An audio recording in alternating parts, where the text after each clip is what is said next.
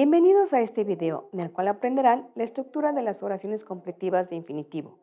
Recuerda que las oraciones se dividen en oraciones principales y oraciones subordinadas.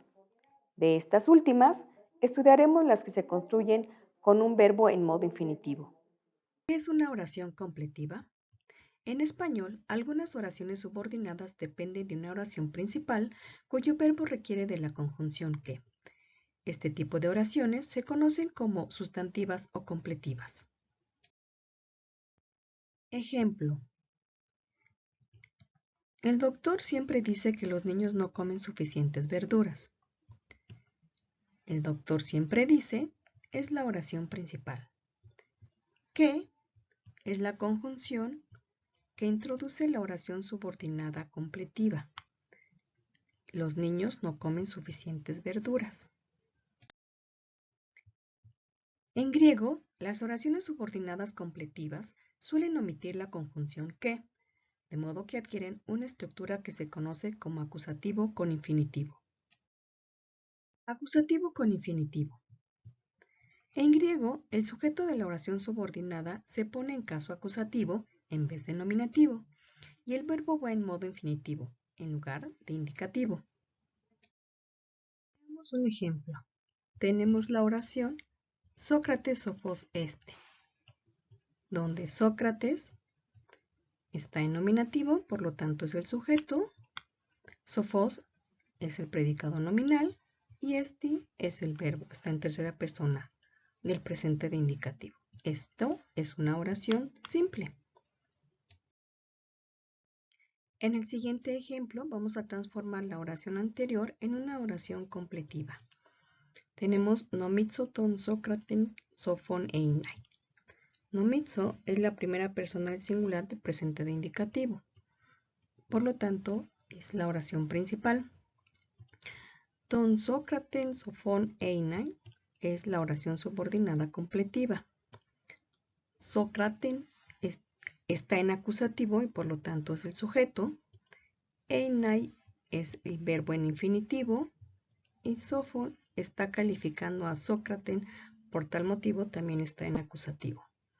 En la traducción tenemos que nomitzo significa opino, yo opino, y añadimos la conjunción que para enlazar la oración principal con la oración subordinada completiva.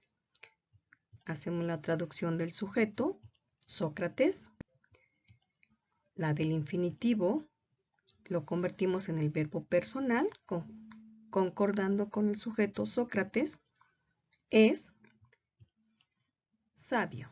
Traducimos también el acusativo que está calificando a Sócrates. Veamos ahora los elementos de la oración completiva de infinitivo. Tenemos en primer lugar el verbo principal conjugado. Después el sujeto de la oración completiva que debe ir en caso acusativo. Luego el infinitivo que es el verbo subordinado. El infinitivo se forma añadiendo a la raíz del verbo la terminación ein.